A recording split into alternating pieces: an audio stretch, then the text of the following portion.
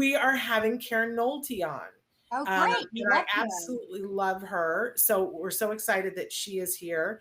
And so Karen, welcome to Autism Live. We're going to talk with her right now about research. Karen, start by telling them who you are and what it is exactly you do at the Center for Autism and Related Disorders. Sure. I am the Director of Research at CARD, and I'm responsible for all of the research initiatives and projects that we have, and making sure they're being driven forward and get accomplished, because there's so much that we want to contribute to our families in terms of better understanding, intervention, and services. And we love having you here, Karen, because, you know, every week Nancy and I cover in the news, and we usually get to some sort of research thing, and it's filled with things that we can't pronounce. Thank you. That's right exactly the head. Yeah. Yeah. And we'll be like, what did you get from this? And trying to piece it all together. So you're like our sanity check. Everyone, we ask people to write in. We shared something with you the other day that you guys are going to save for July, but tell us what topic you're taking on today. Yes, so today I'm talking about toilet training. And I believe one of your listeners asked about strategies, and specifically asked if Fox and Azurin is still a thing, or if there were improvements on it. Wonderful. If what was still a thing, Karen? I'm sorry. Fox and Azurin. So for those of you who don't know, they were the authors of a study published back in 1971 regarding a rapid and intensive method of toilet training individuals with disabilities. So those procedures are really the foundation of the toilet training strategies that we're aware of, and they've been replicated and modified so many times, and a lot of the modifications fit into one of two categories. So Fox and Azurin, their procedures included some punishment strategies. So there are some questions about that. Are they necessary to implement? Also, their strategies are very intensive. So later articles addressed whether that level was necessary. So that's the update for that particular listener, is that yes, it's still a thing, but there's been a lot of modifications and updates. Okay, so maybe, like, is it worthwhile? I don't want to steal your thunder or steal the direction, but this is already interesting to me, because I believe that all of our kids were potty trained with Fox and Azurin, because it's the thing, it's been the thing. But now there was never a punishment strategy when we did it. I'm already wondering, did we do a modified Fox and Azurin? Was there any punishment strategy when you were teaching Wyatt, Nancy? We did not have a punishment strategy when he was learning to be toilet trained. Although sometimes I think I misunderstand, when you guys say punishment, you mean something different than what I mean. So maybe explain that to us. Yes. So the strategies, one of the toilet training strategies that's often used that is punishment, is repeatedly, when there's an accident, repeatedly cleaning and restoring that surface to its state. So not just cleaning up the mess, but cleaning it several different times, or repeating an action of going to the restroom and back to the place where the accident was multiple times. Like, those things are considered punishment. Okay, so it's not like, making them stand in the corner kind of punishment, but cleaning the mess up, but doing it, very deliberately, and making that sort of punishing is what you're talking about. We didn't do that. Yes. We didn't either.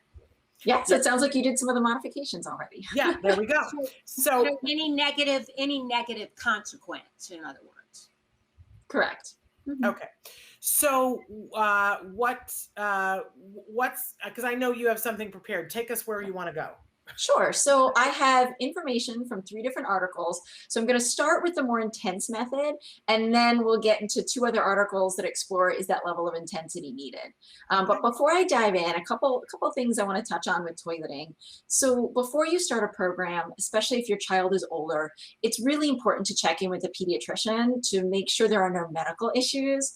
I always like to make sure to say that, because that can really hold things back, or if you address the medical issue, you can make toileting much easier. Yes, amen to that. And before you start, you also want to see and check on toileting readiness skills. So there's a couple different things that this entails. This includes showing an interest in the toilet, knowing some of the vocabulary, what it means to go, pee-pee and poo-poo and those sorts of things, having the child understand that, understanding that, okay, I urinate in the toilet, knowing how to wash their hands, knowing how to wipe, those sorts of things. Readiness skills are really important to take a look at. And for your viewers who may be struggling with toilet training, you know, there was a survey that was done. It was an old survey back in 1992, but they found that, you know, this may not be a surprise, but that autistic children tend to start toilet training later and take longer to learn the skill. So if you're in this boat, you're not alone. This is something many parents struggle with. Can we go back and talk about the readiness though too? Because I Yes. think it can look a little bit different with kiddos on the spectrum. That like we did a series years ago that was called the A Word, and there was a period of time in which the little boy would get underneath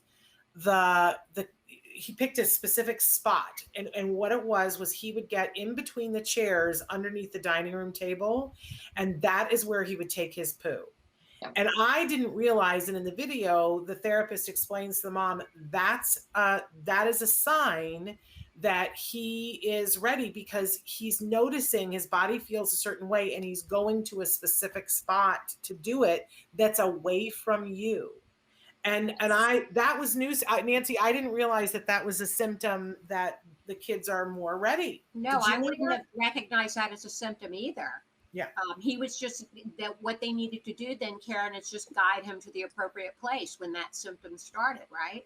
Right. Knowing that cue is really helpful for the adults to help him. Yeah, absolutely.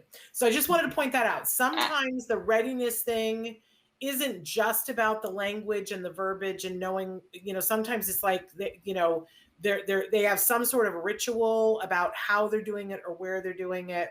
That can be a sign too, that their body is like, his body was giving him a cue, and his interpretation of that was, I go under the dining room table. But that cue that his body was telling him could then be built upon to have him go to the potty, and it was successfully built upon. That's okay. Great. Sorry, take your time. No worries. That's a great sign. Thank you for that.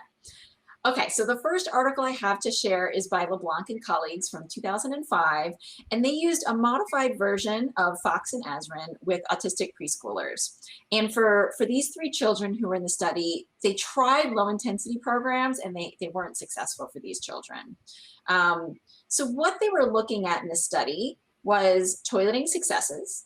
So every time the child urinated, it was either a success or an accident. And they also were looking at self-initiations. So every time the child had a success, they would mark, okay, is this prompted or is this self-initiated? And what we're talking about here is, did the child say potty or bathroom to an adult to let them know, or did they just walk on their own to the toilet? Okay. And with this study, I really like that they tracked, they did this, they implemented this program across clinic, home, and the community and the school. So this was really great to see, covering all settings for these children here. So the very first thing they did was a preference assessment to identify reinforcers. And in a preference assessment, this is where you give the child a lot of different things like toys or snacks that you think the child would like, and keep track of which one they pick first or which one they pick the most. And I think preference assessments are really important when it comes to toileting, because it's such a hard thing for so many kids. So knowing that, okay, this is the top thing today or this week for this child, it can be really helpful. Yeah. Okay. And it's important, can we just say it's important to this thing that you guys call the preference assessment? It's really important for all of us to do this for ourselves and for each other on a regular basis, because as you just said, what's important to them today, because you know what Nancy likes today, Nancy might say, gosh, you know what I'm hungry for today is falafel. And then she may not eat falafel for a year. But today, falafel is very motivating for her. And our kids are that way too. Right. So we have to check in on a regular basis about, you know, and that there are ways to do this with kiddos that are nonverbal. There are ways to do this with kiddos that are very little. You can do preference assessments with babies, but we need to do them on a regular basis. Yes, such a good point. Okay. So I'm sorry, I just keep interrupting. No, it's great. It's great.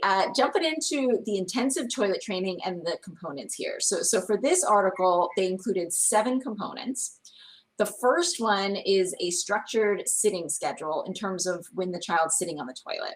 So they started the very first day with the child on the toilet for 10 minutes and 5 minutes off the toilet. So it's a really intense schedule. I mean, that's why it's called intensive toilet training, right? And over time, they gradually increase the time off the toilet and decrease the time on the toilet. And they also allowed the kids to view videos while they were sitting, because it could be a fairly long time that they were sitting some of the time. So how many hours a day was this done? This was done for 8 hours, well, basically the whole day after the first day, because the parents were then implementing it. And this is sort of typical of what they call toilet training boot camp, right? Where you set aside a couple of days to do this, and you're going to be that kind of intensive. Now, this is what we did, Nancy. Does this sound familiar to you? We didn't have to be that intensive, as I recall. Okay. Wyatt was not that late on his toilet training. I recall that being one of the easier challenges we had. Yeah. Well, I don't know if we were late, but I just remember that for like 2 or 3 days, it was this level of intensive that we had a timer, there was a sheet, and there was a whole, we fed him a salty snack. He drank, the timer went off. He sat on the toilet for a certain amount of time.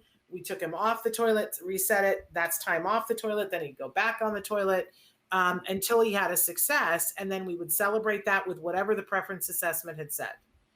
And then gradually the amount of time off the potty increased, and the time on the potty decreased as he started to get it. It worked. Within 3 days, we were pretty solid. That's amazing. Yeah. And that's sort of, for me, the hallmark of the Fox and Azrin is that you're going to set aside some time. You're going to do this intensively. You're basically like, we just said we're not an underwear situation right now. He had a long t-shirt, and we said we're not going anywhere for 3 days. And people call that the potty boot camp, and they follow that. Okay, so that's what they did with these kiddos. That time investment in the present turned out to be a real asset and for the long term. Oh yeah, and that's the whole thing with the boot camp, is that you get it done. Then we had other things we had to do, because then we had to start taking him other places, and there was the timer. It was hard, but we saw that we could get it done, and but that's with the P. I'm totally interrupting you, Karen. So, but now we've sort of established that that's sort of the Fox and Azrin kind of thing, and they did this in this study with these 3 kiddos. Yes, and there are a couple other elements, and you touched on a couple of them. One is giving that reinforcement whenever the child urinates in the toilet. Also giving that reinforcement from the preference assessment if they initiate, if they say potty or bathroom on their own. Yeah. The fluids, the increased fluids you mentioned. Prompting them to say potty or bathroom before they go. The other thing that this study did that was part of the original Fox and Azrin is a urine sensor alarm setup. And most parents I know don't actually use this, but what they did is they got this thing called a wet stop, and you attach it to their underwear so that when an accident occurs, it sets an alarm so the adult knows right away. So right when they have this accident, the adult said in the study, no wet pants, brought them to the restroom and had them sit so that they would have that immediate feedback right when they had an accident. Okay. And are those readily available to parents? I believe they're on Amazon. I looked them up probably last year at some point, and I could find some on Amazon. Mm-hmm. But I want to know, what kind of alarm is this? Is the alarm itself punishing? Is it that the diaper turns green, and it's just something we notice? Is it something that goes or like that, or is it something that goes wah, and is punishing? That's my big question. It's an auditory noise. I don't know how loud the noise is. Okay. Yeah. All right. Yeah. We're saying hi to Sapiro. Thank you. So great. We're so glad you're here. Okay. So this is what they did with these kiddos. So what happened? What'd they see? Yes. So for all 3 kids across, they started at the clinic. They had parents doing this at home. They trained the school. So they had some really intensive first 4 days, and then were able to fade procedures out. So all 3 children were able to reach what they considered mastery criteria. So 2 of the 3 had 0 accidents after training and were self-initiating on their own. And the 3rd participant went from over 5 accidents to less than 1 accident a day. So that child still did great, and was able to, I think, self-initiate some of the time, but not as consistently as the other 2. So all 3 children received some level of toilet success by the end of this. And how many days was that? It was, depending on the child, 1 child achieved that in 9 days, 1 in 23 days, and 1 in 17. Okay. So, and this All right. was fully reaching that end mastery criteria there. Okay. Mhm. Works. It works. Okay. It works. It works. That's the thing. You know, we know that this intensive procedure works, but it's challenge. It's a challenge to do. You know, it's really it takes a lot of time and resources. And what Yeah. about during sleeping hours? Are we not worrying at that time about the child? Yeah, they're not worrying at this point in time. You just want that daytime urination first, and then nighttime comes later. And also, typically, you first start with urination, and then bowel movements is something that you focus on second. So for some children, bowel movement training comes early as well. For other children, it's a bit more challenging. Yeah.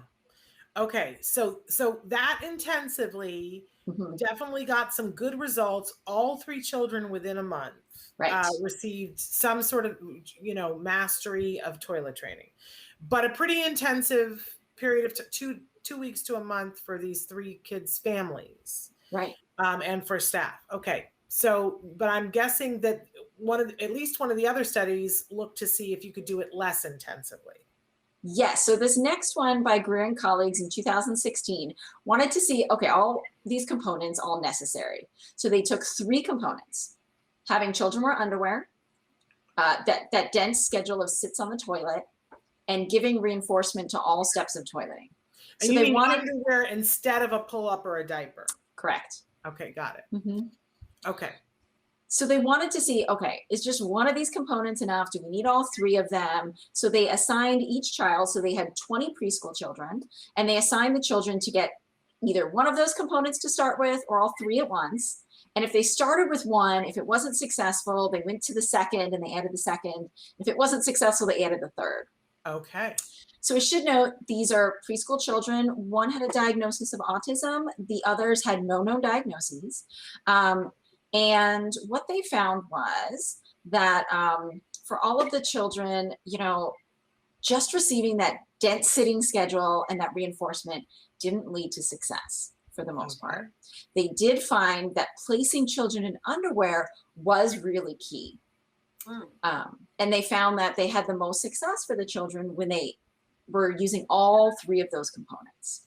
But hold the phone for a second. Did I hear you say that of the 20 children, only one of them was on the spectrum and the rest of them were neurotypical? Correct. Okay. How did that child do? Yeah. That child was able to be successfully toilet trained at the end of the study with all 3 components.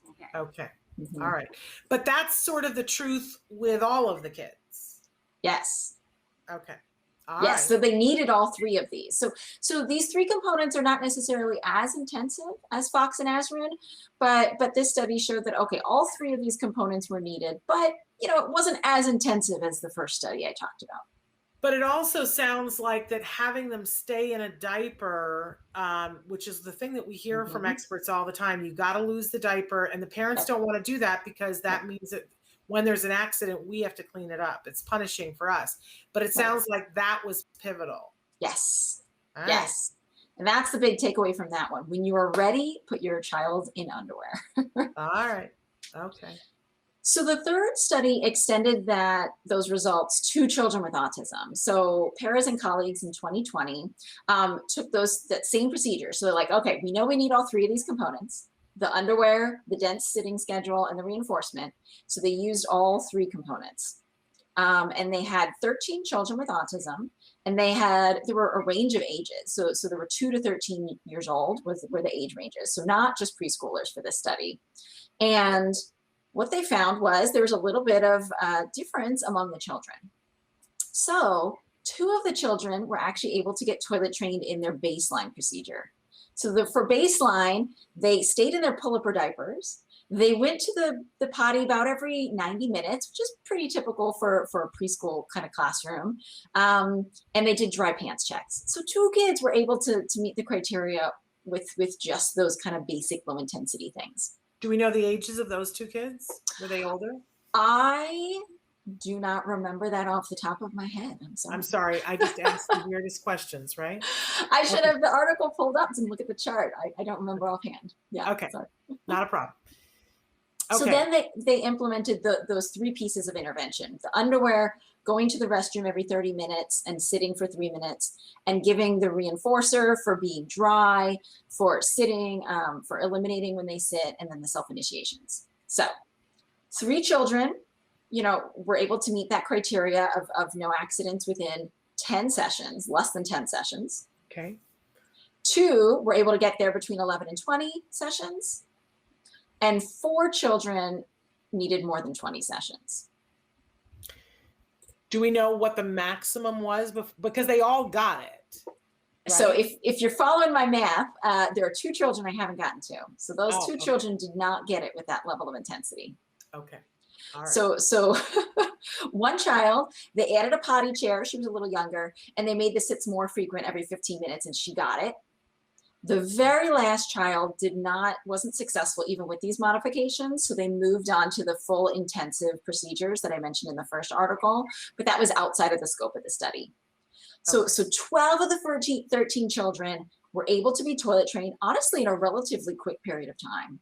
Yeah. That's very encouraging. Yeah. A huge number.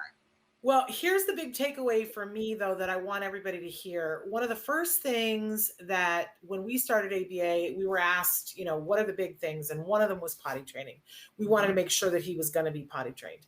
And I remember the reaction of every expert we talked to. They were like, oh, yeah, that's not going to be a problem. We'll do that. And I was like, what? Because we always hear about adults that are in diapers or whatever. And what I quickly learned hanging around with BCBAs is that you have cracked the code on this. That ultimately all of these kids, one way or another, got to toilet training. Is just how intensive did it have to be? Exactly. And I want all of the caregivers to hear that. They've cracked the code. Now they're trying to make a better mousetrap all the time. They're always trying to see how can we do Foxnazarin in fewer steps or, get there that much quicker. But please hear me that if you have a child and you're worried about toilet training, if you're working with good professionals, there's every reason to think you are going to get there. Karen, I have a question about regression. Is that common to see? Because I saw on Facebook the other day on one of my special needs moms group that she's having a problem with her child with regressing. A lot of them are having a hard time right now, Nancy. Right. Yes, right now. People are having a hard time. Is it common to see regression, or do you have any numbers on how common that is? I don't have any numbers on how common that is, but I know when there are life stressors like a new baby in the house, a pandemic, regression is not uncommon, and toileting is one of those things that we see that regresses. I mean, in this study, in this last one, they faded out all of the procedures, and even beyond that initial toilet training mastery, they followed the kids for quite some time, and they didn't regress. But that's still only a relatively short period of time, in the course of a child's life that they tracked for the study. But I, hear that, you guys, when she says stressors and pandemic, but also coming out of a pandemic. I know, you know how weird we all feel during the week of daylight savings time. And it's like, oh, I can't figure out because the light changed. And I'm seeing people across the board. I was saying to somebody this morning, someone said this on the show the other day too. I went to Whole Foods Market last night for the first time in, close to 2 years. And I was like, I forgot how to shop. I didn't know what to do. And I was distracted, and I came home, and 4 of the things we needed the most, I didn't have. We're like bears coming out of hibernation, and we're thrown off. And if we're thrown off, what do we think the kids are? Right. And so I to your point, Nancy, I know I'm seeing a lot of people whose kids are regressing with toilet training, but we should not be afraid or dismayed by that, right, Karen? If we shore some things up, we can get it back together. Right. We know the strategies that work, to your point. It's just a matter of, okay, what is needed for this particular child, and keep trying because there are strategies that we have in the toolkit that can work. Okay. And the behavior analysts say to us all the time that behavior is communication, and toileting is behavior. And so your child is communicating to you when there's regression that stuff is going on. It's not something to be ignored. You can treat the symptoms and help your child to get back to the toilet training, but remember, there's something else going on, and we all need to be cognizant of that and look for what that is. and be loving and kind and compassionate while we're looking for what that is. Good point. We're out of time. I don't know how that happened. Well, this was really encouraging, Karen. Really encouraging results. Great. Yes. And if people want to know more about the Fox and Azrin method, it's all over the internet, right? Right. There are books. Now you know what you're looking for, though. You're not just looking for toilet training. You're looking for Fox and Azrin. And Azrin they're both spelled weird, right? Is it Fox with 2 X's and Azrin is AZHRIN, maybe? I think it's AZRIN. Okay. I always know it's different than what I initially think when I look it up. But worthwhile to look at it and to see, because there is a very specific strategy. And I'm hearing, when you're saying about how 22 days till full mastery, and I'm sure it was probably around that before we had it all the time in all circumstances. Right. But I want to put it out there that we did it pretty intensively, not with the punishing aspect, 3 days. And we were well on our way. We still had a couple of accidents from time to time, but we were well on our way. So thank you, Karen, and please keep writing in your questions. Somebody did write in a very specific question yesterday or day before yesterday, and you guys are going to be sharing on that in July. Yes.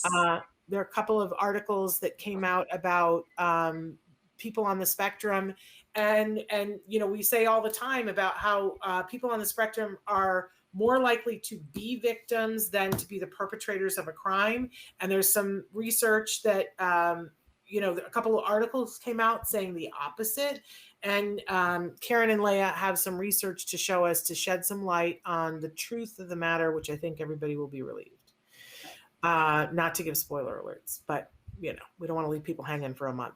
All right, we're out of time, way past time now. I want to thank both of you ladies for being here. We got great shows coming up next week. The 4th and final season of Atypical is going to air and be available on July 9th. And there are 2 actors on the spectrum that are regulars, actual actors on the spectrum, playing characters on the spectrum. We've got an interview with them, which I think we're doing next. I think that airs next Friday. So you tune in. We'll put out the schedule soon so that you guys can see what is happening. So I want to thank everybody for being here, and we'll see you next week. But until then, give your kiddos a hug from me. And yourselves a hug from me. Bye-bye. Bye-bye for now. Thanks, Karen.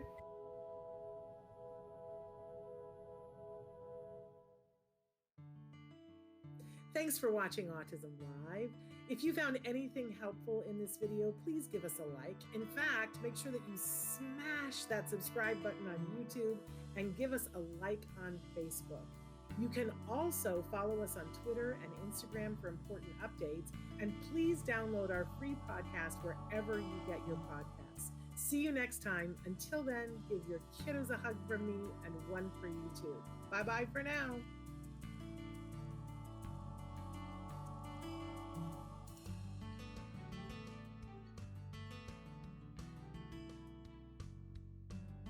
To subscribe, click here. And if you'd like to check out some more of our videos, click here.